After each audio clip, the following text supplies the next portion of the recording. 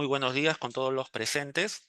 En esta oportunidad, soy el doctor Donny Espinal, médico neumólogo del Hospital Cayetano Heredia, eh, participando como moderador en esta ocasión, dando pase al doctor Oscar Galloso, médico neumólogo del Hospital Cayetano Heredia, actualmente jefe del Departamento de Medicina, quien nos va a exponer el tema de neumonía severa en adultos, tratamiento y vacunación.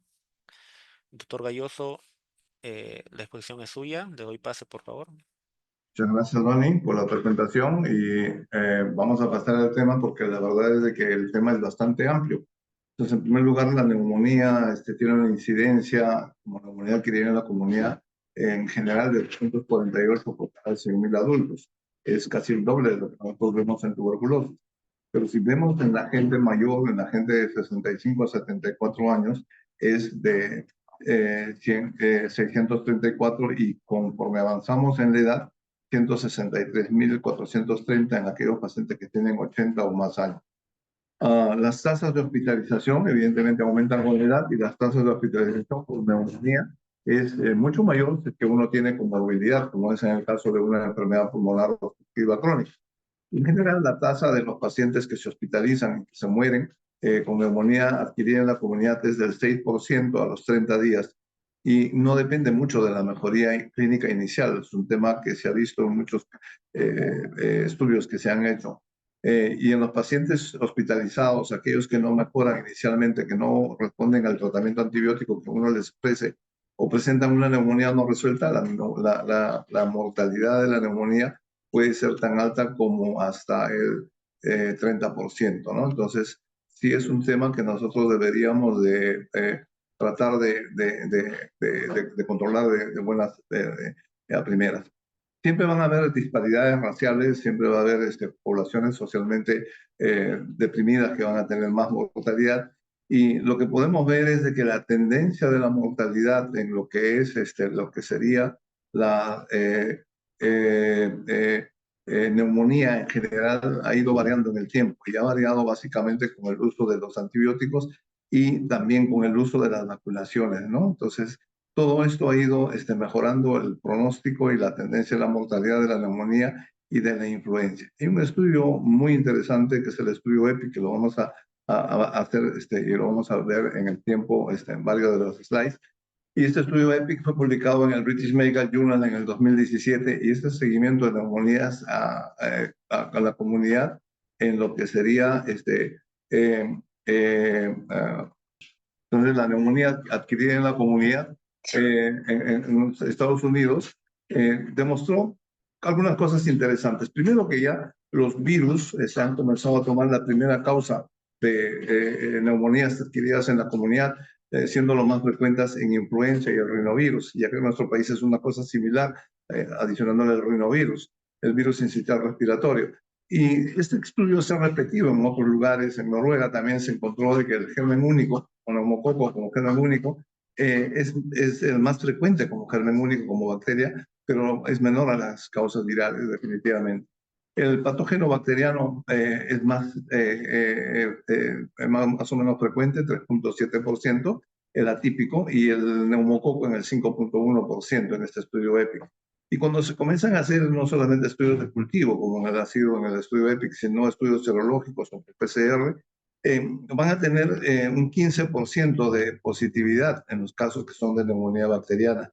Y bueno, parece ser que la neumonía adquirida en la comunidad ha variado con esto de la vacunación y la tasa de neumococo está disminuyendo a lo largo del tiempo. En América Latina hay pocos estudios, pero los estudios que se han hecho básicamente en lo que es Brasil, en lo que es México y en lo que es Argentina, en donde tenemos cifras interesantes, encontramos de que la carga de enfermedad dada por hospitalización, por lo que sería muertes, es importante en todos estos pacientes. Y si vemos el costo promedio de lo que significa la neumonía adquirida en la comunidad en cada uno de estos países, es bastante alto. La carga de enfermedad en adultos mayores también se ha evaluado en Paraguay, en Uruguay y en Argentina. Y fíjense ustedes, la mortalidad que encuentran ellos en estos pacientes adultos mayores es del 11%, mucho mayor al 6% que nosotros estaríamos viendo. Y si ya comenzamos a segmentar en poblaciones mucho mayores, la mortalidad se incrementa al 17.1%. En los pacientes que nosotros podemos ver ahora de etiología en el Perú, en el año 2006, previo al inicio de la vacunación, se hizo un estudio en Puno y en Lima, y lo que encontraron es, hicieron un estudio bastante amplio con PCR que incluía neumococo, influenza, ELISA para micoplasma neumonía, etcétera, etcétera, y se recuperó un patógeno respiratorio en un buen número de pacientes, 63.7%. El 55% de estos pacientes tuvieron una causa viral, no tuvieron una causa bacteriana. El 21% fueron bacterianas y hubo un 12% de causas mixtas. Y como decíamos anteriormente, además de lo que sería el rinovirus, además de lo que sería la influenza, el virus sincitial respiratorio es un virus importante en nuestro país. Menos mal que ya hay vacuna para este virus que está introduciéndose en los últimos tiempos. Y el estreptococo neumonía de las causas virales bacterianas, el 21 más el 12 serían el 33%. Uno de cada 5 de estos casos se debían al neumococo, ¿no? Y bueno, entonces estamos hablando de que el 18.6 del total eran por neumococo y eran la causa más importante en las neumonías bacterianas. En cuanto a lo que es la susceptibilidad a los antibióticos en nuestro país, lo que se encontró es de que hay resistencia a la penicilina, pero la resistencia a la penicilina es variable dependiendo de las provincias. Por ejemplo, en Arequipa tenemos un 63.6% de cepas no sensibles a penicilina, mucho menor en el Cusco. Y bueno, la idea es de que estos estudios de susceptibilidad antibióticas nos sirven a nosotros en el Ministerio de Salud para poder hacer un seguimiento y el tratamiento de lo que sería el Programa Nacional de Infecciones. Antes el Programa Nacional de Infecciones indicaba clorramfenicol a todos los niños que tenían infección viral respiratoria, pero la resistencia a clorramfenicol que fue baja, 8.8%, esa es la razón por la que se está dando el clorramfenicol, y 29.5% es mucha resistencia. Pues si ya comenzamos a ver otros antibióticos que antes se utilizaban, como es el cotrimazol, por ejemplo, la resistencia ya estaba en el 58% y esa es la razón por la que se ha cambiado. Entonces, esto se ha repetido en el 2016 y la resistencia al clorramfenicol no existe, se sigue utilizando en el Programa Nacional de Enfermedades Infecciosas en Niños. Hay una resistencia intermedia a ceftriaxona en 20%, no hay alta resistencia a ceftriaxona y la resistencia a eritromicina está creciendo por el uso intensivo de esta. Hay nuevas plataformas de diagnóstico que nosotros tenemos que comenzar a utilizar. Las pruebas de diagnóstico de rutina, es decir, los cultivos de esputo, los hemocultivos, los GRAMS son limitadas y son incompletas. En el 64% de los adultos, o sea, prácticamente en la mayoría, no se identifica etiología. Y si el adulto ha tomado un antibiótico, la posibilidad de que nosotros pesquemos una etiología baja a menos del 10%. Entonces, las tasas de bacteriemia y la recuperación del germen en alguna secreción respiratoria disminuyen con el uso de los antibióticos y esto hace que sea difícil de que nosotros podamos guiarnos con la bacteriología solamente. Para empeorar el asunto, una sola dosis de antibiótico, por ejemplo, el uso de una sola dosis de ceftriaxona que a veces los pacientes vienen, puede curar hasta el 80% de los casos. El paciente tiene una neumonía, se puso una dosis de ceftriaxona y no le vamos a encontrar germen por ningún lado porque además de que te disminuye la posibilidad, ya lo puede haber curado al paciente. Entonces, la alternativa moderna que nosotros tenemos es el diagnóstico molecular, lo cual es bueno porque nosotros hemos estado utilizando la bacteriología del siglo XIX, ni siquiera del 1900, sino de antes del 1900. El cultivo y el antibiograma, eso se descubrió en los 1800. Entonces, el diagnóstico molecular es el avance que ha habido en este siglo y es la alternativa moderna, especialmente para los virus respiratorios, que hemos visto en la época del COVID. No necesitamos hacer cultivo de virus, sino básicamente una prueba o de anticuerpo o de antígeno viral. En las bacterias, la mayor limitación que se tiene para estas pruebas de plataformas de diagnóstico molecular es la dificultad para detectarlos en la sangre. Y alguna limitación se tiene en el esputo, pero cada vez eso se está avanzando y se está logrando tener mejores resultados. El mayor rendimiento de estas plataformas de diagnóstico basadas en lo que es la recombinación, en el PCR, en el uso del RNA recombinante, es mayor en muestras estériles, especialmente si nosotros las obtenemos por una broncoscopía, con un aspirado bronquial o con un lavado bronquial alveolar en pacientes que están intubados, es fácil de obtener. En los pacientes que no están intubados tendríamos que hacer una broncoscopía. Y debemos utilizarlo básicamente para este grupo que vamos a llamarlo de ahora en adelante PES, P de pseudomonas, E de enterobacterias y S de estafilococcus. Entonces, para eso sí nos van a servir, y esas nuevas plataformas de diagnóstico te van a detectar la presencia del patógeno, pero por el momento no te están ofreciendo datos sobre la sensibilidad antibiótica. ¿Por qué razón?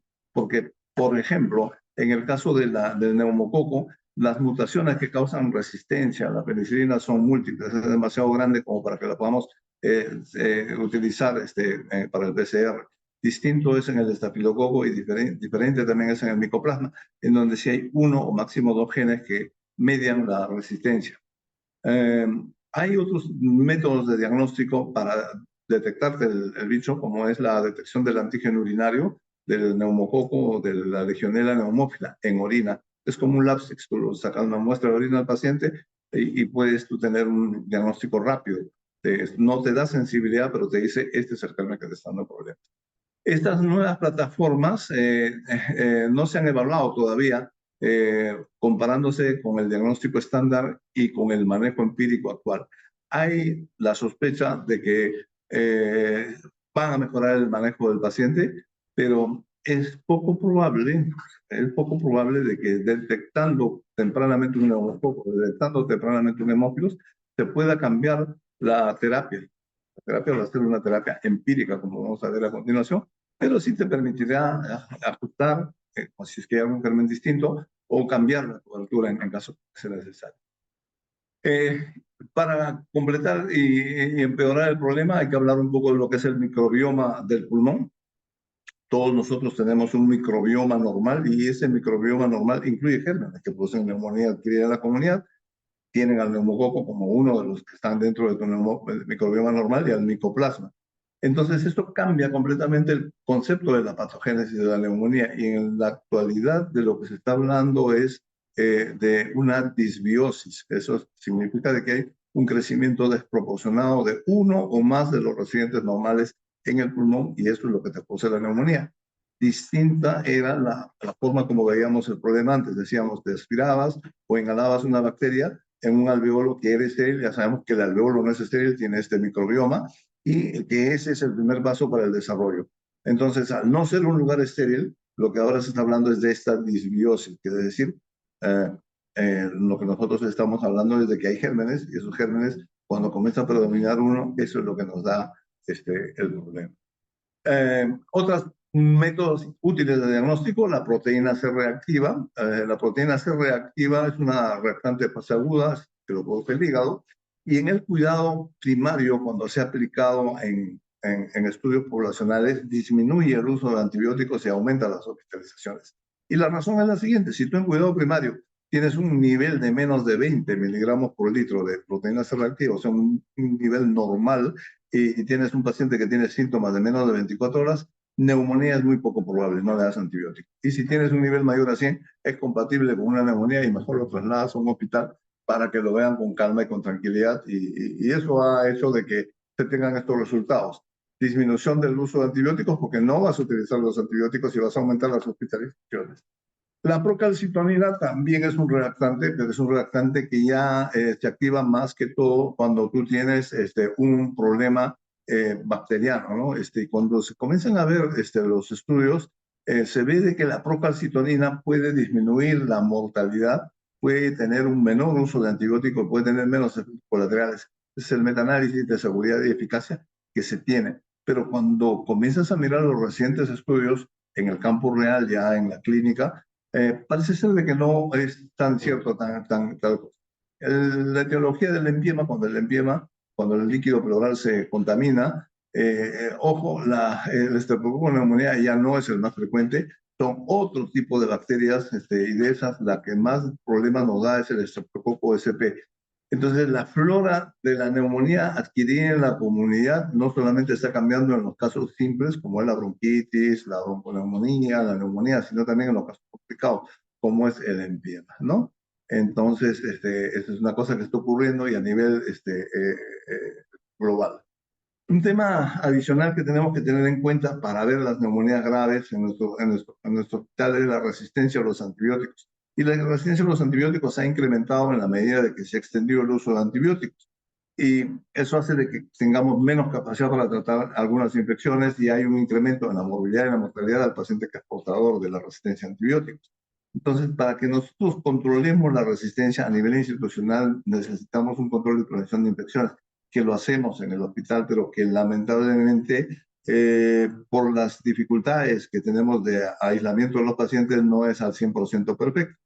Y lo más importante, y esto sí depende de nosotros, es el uso adecuado de antibióticos. Es decir, tenemos que indicar de manera correcta el antibiótico, darle una dosis adecuada, no una dosis insuficiente, por el tiempo necesario y el método de administración tiene que ser el adecuado.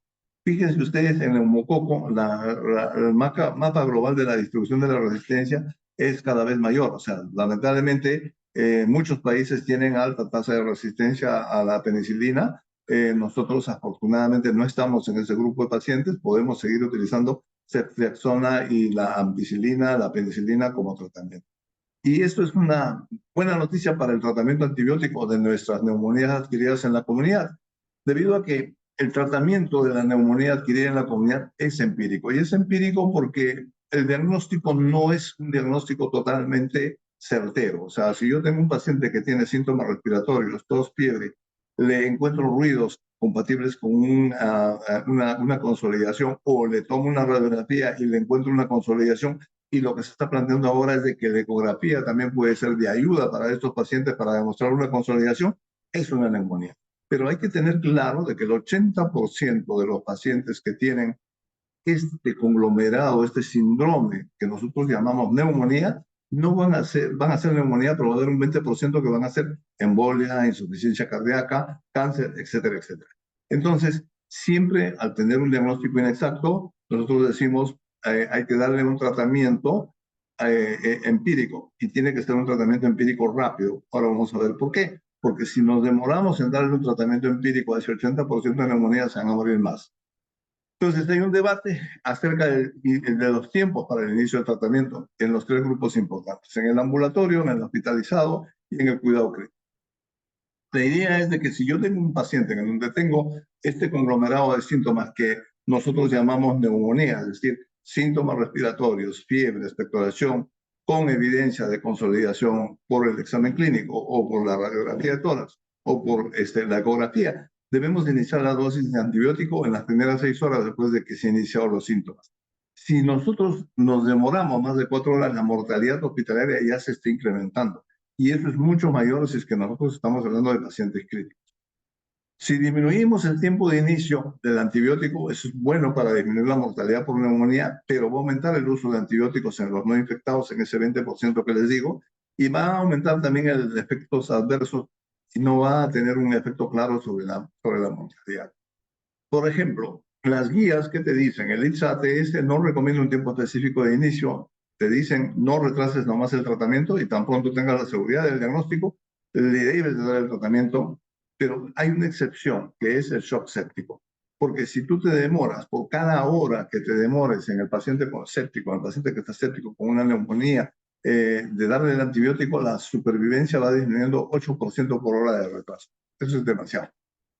¿Cuál es el antibiótico que recomiendan las guías de la ATS y el ITSA? Son una de las más socorridas de todas. Y lo que te dicen es en el paciente que está fuera del hospital y que lo vas a tratar de manera ambulatoria, que afortunadamente son la mayoría de los pacientes, y la mayoría de esos pacientes son previamente sanos, le das o un macrólido o doxiciclina.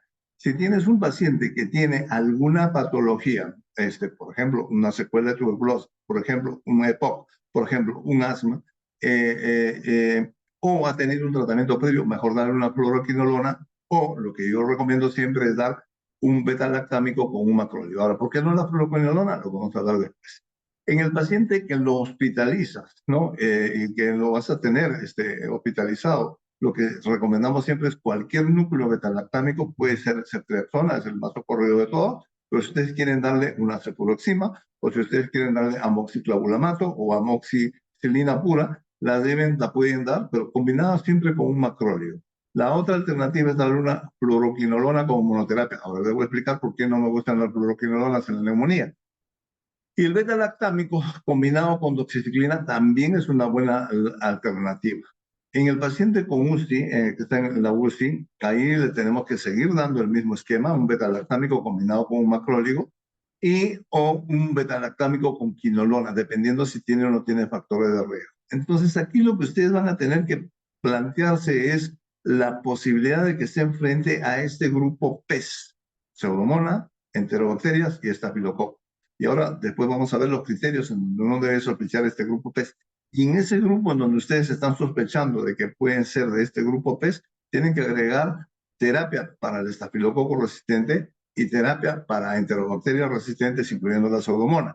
Es decir, cambian su beta-lactámico por un beta-lactámico que tenga acción anti-pseudomonas y le agregan o vancomicina o linezolid al macrólido, además de lo que le están dando para el paciente con unidad de cuidados intensivos.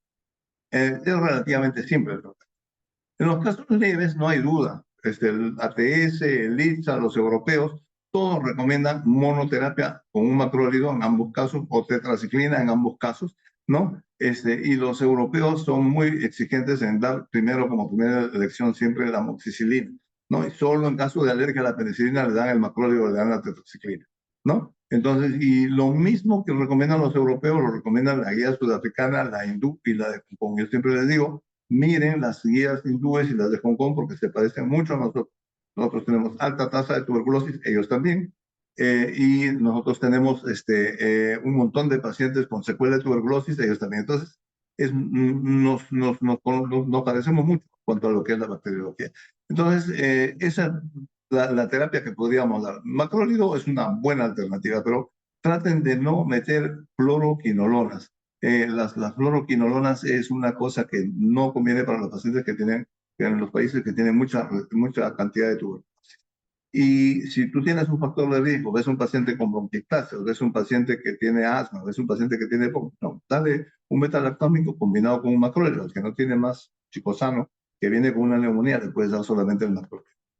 ¿Qué ocurre en la práctica clínica? De ahí viene el problema. Ahí en Europa, por ejemplo, la medicación que se emplea es tan variada, predomina sí la monoterapia antes que la combinación de antibióticos y hay tal diversidad que se puede decir que no le hacen caso a lo que recomiendan sus guías terapéuticas y no se puede comparar esquemas, ¿no? Y entre los diferentes agentes que ellos usan aparentemente no hay ninguna. A favor de la monoterapia hay una serie de estudios. Por ejemplo, hay un grupo realizado en los Países Bajos que dice que dar un tratamiento con beta-lactamasa puro es tan igual de bueno que la combinación. Y lo que ellos emplean como criterio para evaluar esta decisión es la mortalidad a 90 días. Entonces, por ahí lo que tenemos que tener claro es de que hay un mayor efecto pues, de enfermedades subyacentes, como puede ser el cáncer, como puede ser la diabetes, como puede ser el infarto, ¿no? Y bueno, pocas veces tuvieron necesidad de alterar su régimen de antibióticos, casi el mismo número, 8.6, 6.1 para la combinación y para la monoterapia. Entonces, la idea es de que las diferencias de los sistemas de salud van a ser bien relevantes para la duración de la estancia hospitalaria. En Estados Unidos, la estancia hospitalaria tiende a ser corta, más larga en los Países Bajos. Pero al estar el paciente hospitalizado y estar observado por más tiempo, tiene más chance de poder reconocerse las terapias fallidas y las complicaciones que el paciente puede tener. Hay ensayos en donde se han comparado los beta-lactámicos, combinación versus beta-lactámicos en pacientes hospitalizados sin UCI. Y si la terapia con beta-lactámicos, digamos, fuera un nuevo antibiótico que recién estamos evaluando en Clinical Trials, la probabilidad de aprobación por la EME o por la FDA sería baja. ¿Por qué razón? Porque si nosotros comenzamos a ver el riesgo de reingreso y comenzamos a ver la estabilidad clínica del paciente, la diferencia es bastante importante para la terapia de combinación. O sea, terapia de combinación, chicos, es la mejor alteración. La monoterapia se puede dar, puede funcionar. Es bueno que la tengamos en mente, pero es más probable que fracase si es que nosotros no hacemos un seguimiento adecuado del paciente. y si no tenemos una hospitalización prolongada. La terapia de combinación siempre va a ofrecer un menor riesgo de que falle la terapia. Ahora se sabe además de que los macrólidos tienen un efecto benéfico de control de la función de los polimorfos nucleares y se sabe de que adicionar el macrólido a un beta-lactámico te disminuye la mortalidad, ¿no? Entonces, sin embargo, los macrólidos no están exentos de problemas, ¿no? Pueden haber efectos colaterales también que pueden darte en problemas, pero la ventaja es de que se debe, hay evidencia cada vez más a favor de que el uso de la combinación de un beta-lactámico con un macrólido es lo que deberíamos de dar en los casos no críticos. La fluoroquinolona es una alternativa, pero no para nuestro país, lo vuelvo a decir. La guía europea, la guía sudafricana, la guía hindú y la de Hong Kong siempre optan por la combinación de beta-lactámico y el macrólido. Y el uso de la fluoroquinolona solamente en pacientes que requieren UCI y la opción para ampliar la cobertura si es que están sospechando de germen no resistente.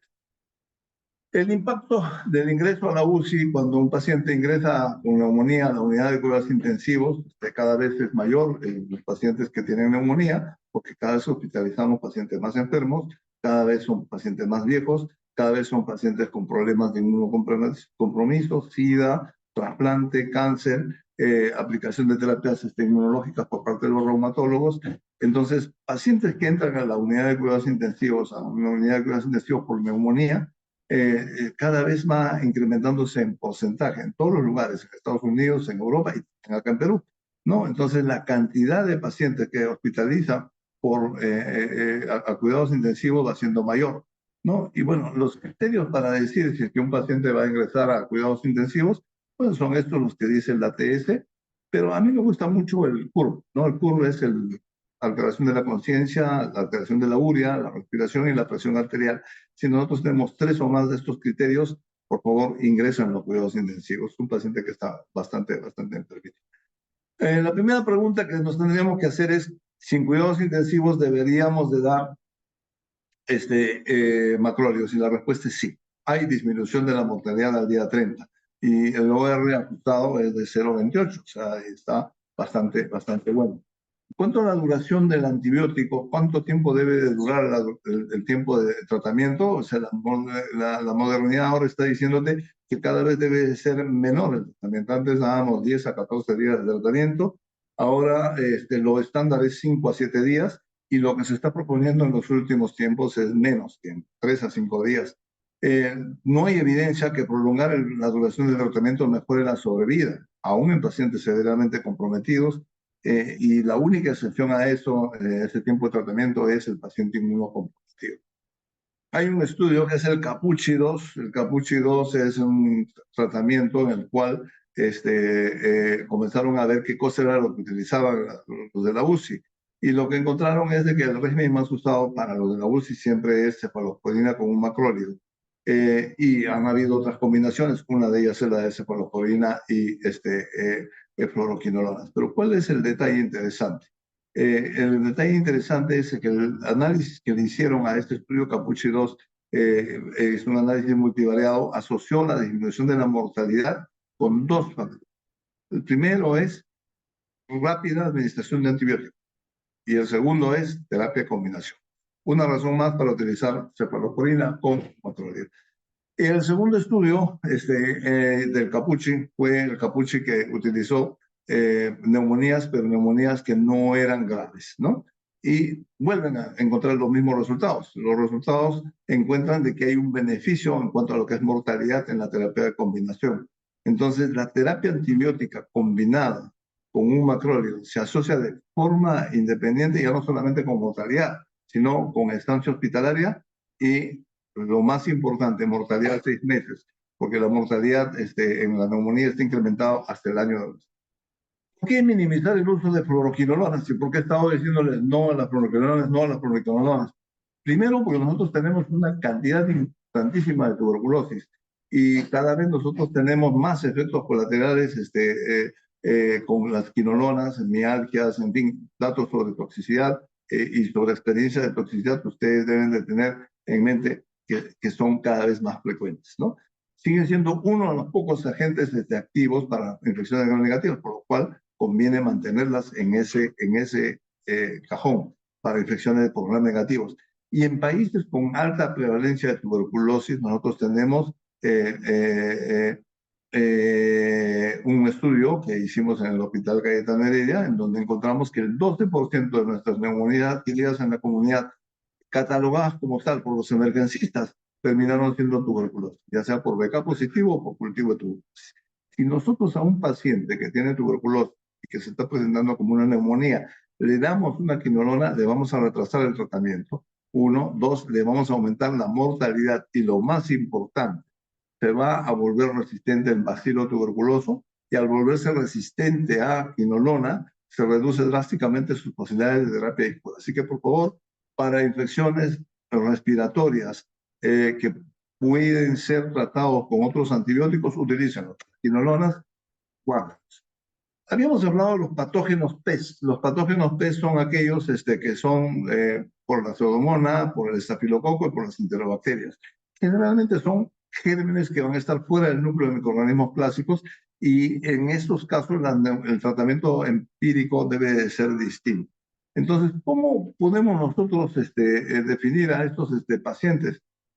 Así como en tuberculosis, lo que nosotros podemos decir, hay multidrogos, hay extremadamente resistentes y totalmente resistentes.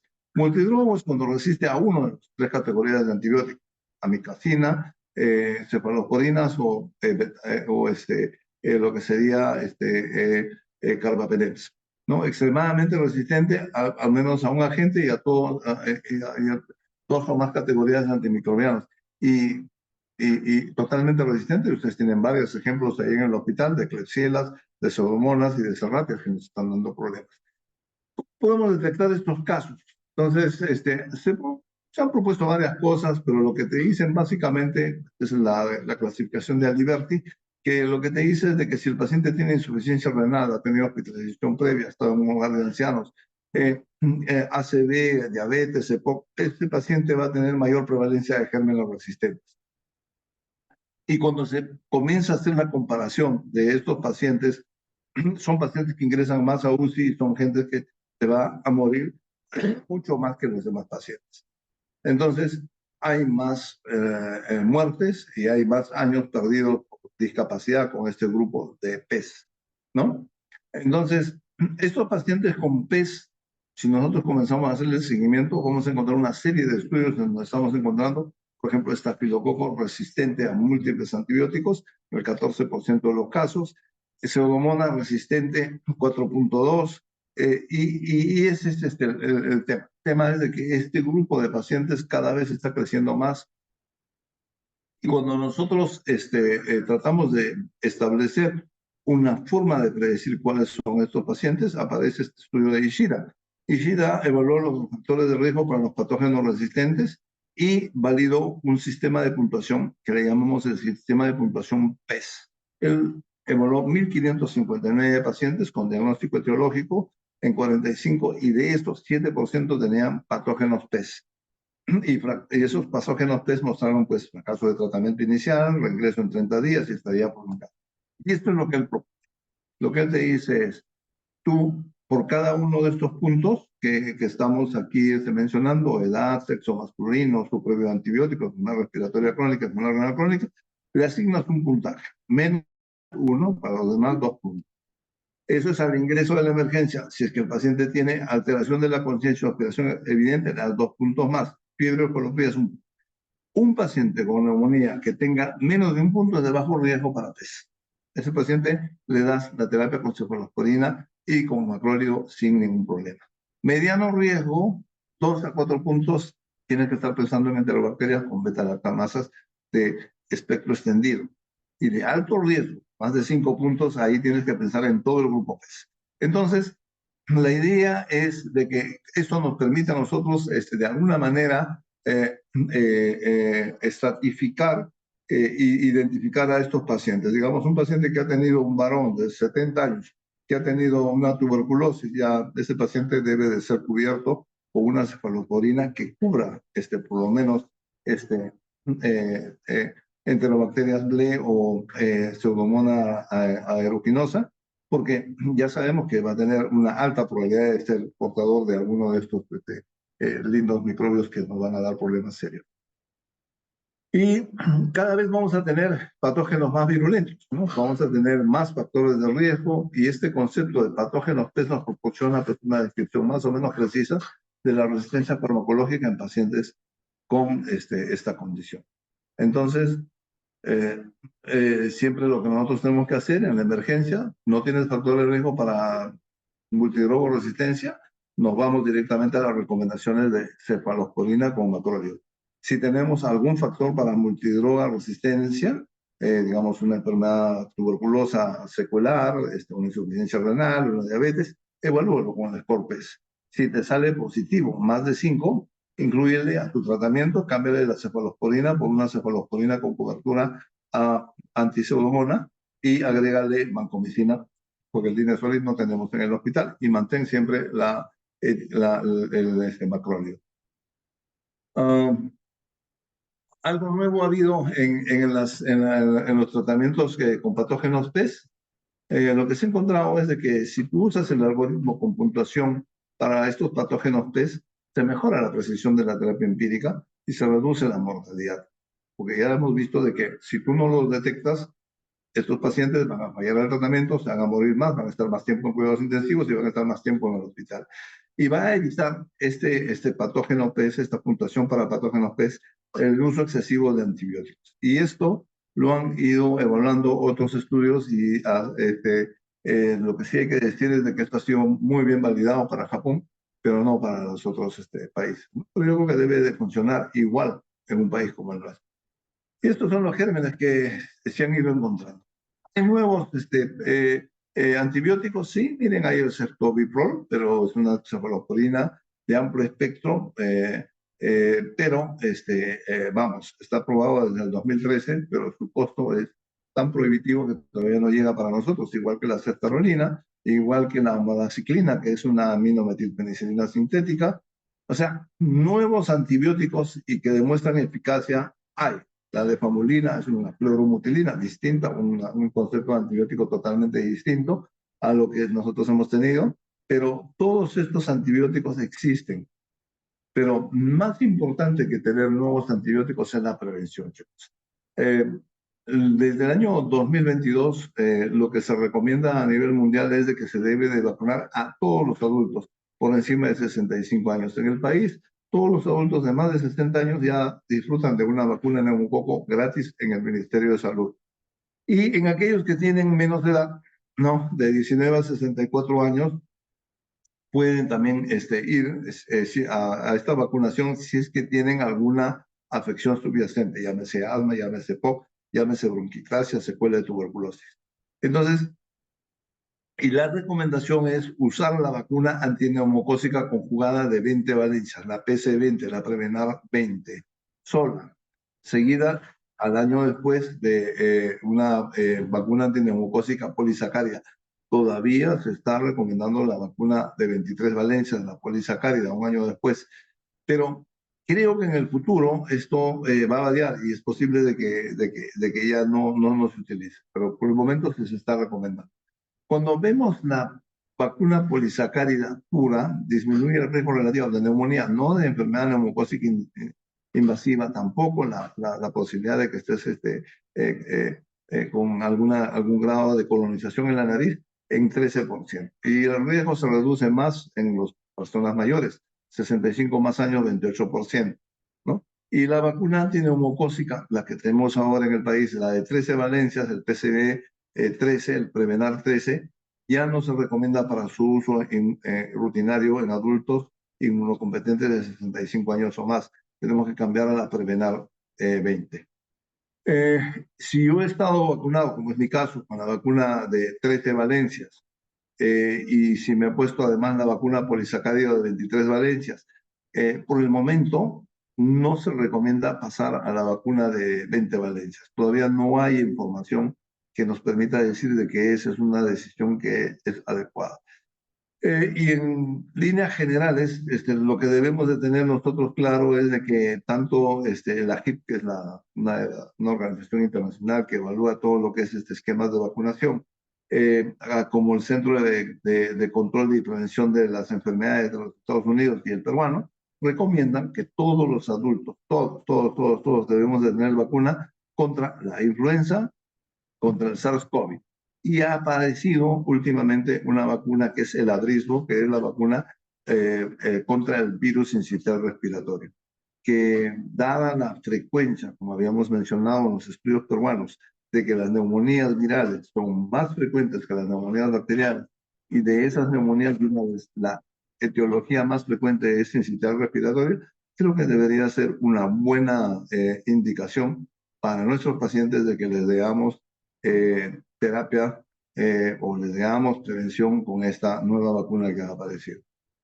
Y con eso quería acabar. Disculpen el que haya corrido y disculpen que haya omitido muchos temas que son siempre importantes, pero que no hubiéramos podido lograr alcanzar el tiempo que nos han asignado. Muchas gracias.